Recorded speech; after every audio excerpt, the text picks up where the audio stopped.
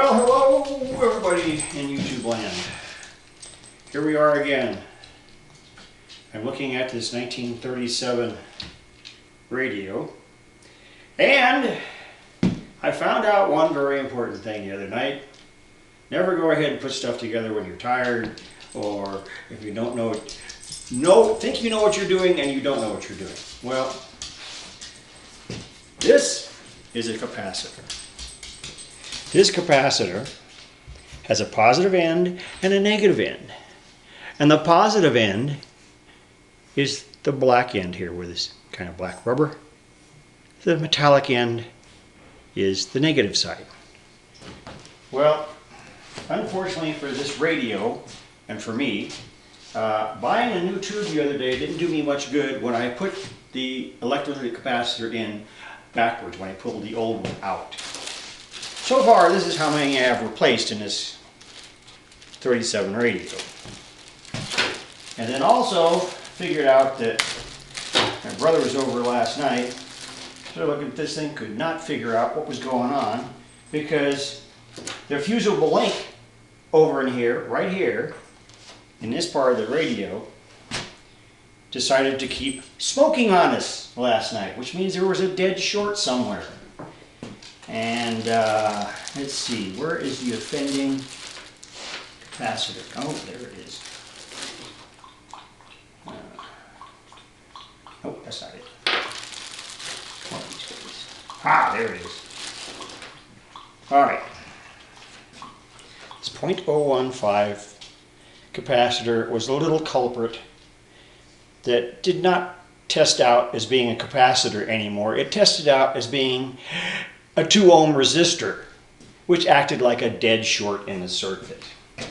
So, after doing that, and after my stupidity on the electrolytic, I blew out another 25Z5, which is a rectifier tube. So, the only thing to do was add a diode. I've got a clip-leaded diode in here. All right, so I'll show you what we have now. All right, that is a diode clip-leaded in right now to this radio. And why is it not focusing today? Wow. Focus, focus. Boy, this is not going to focus for nothing. All right, well, anyhow, these bulbs are replacing the other ballast tube that you cannot find anywhere. And now there's a diode in here that's going into the circuit for the 25Z5. So it's going to operate a little bit differently because this diode is not going to warm up like the rest of the other tubes. But it should work if you've done everything right. Okay? So we shall see. We're going to see a lot of light first. And Chubby wants to go outside. All right. I know, you're bored. Okay. All right. Now, let's see. I got it plugged in. Yes. Now, question is. Okay, that's come on. Now, you gotta wait for it to warm up.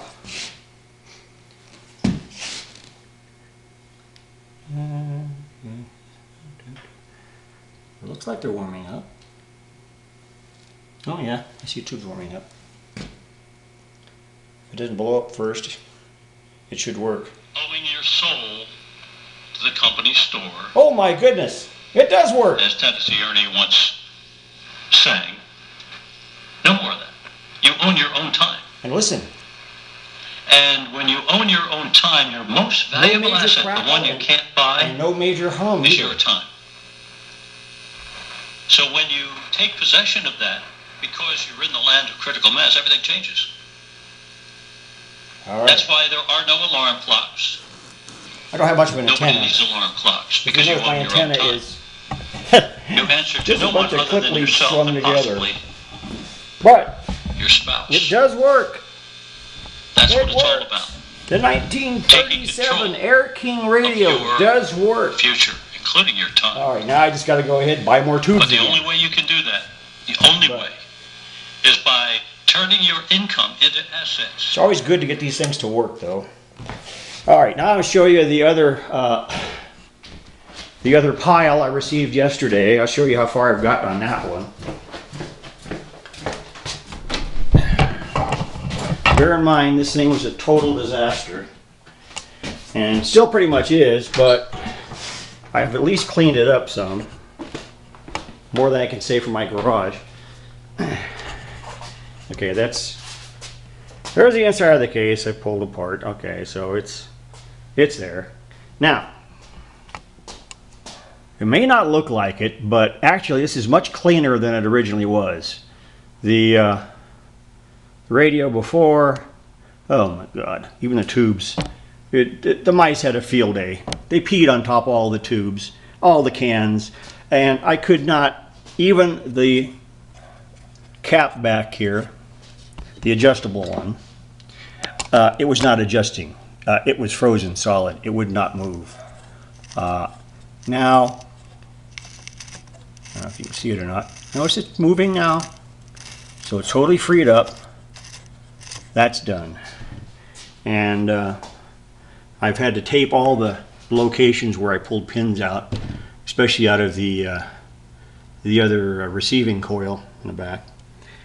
But yeah, I'm going to need, it's going to still need a lot of work, and I'm going to have to go ahead and get my wire brush and really go after this chassis. But well, anyhow, so far on radios, I'm 2 for 2 getting them to work so far. So I guess that's not too bad of an average. Now this one here may really stump me, I don't know. The only thing I noticed too, though, that underneath,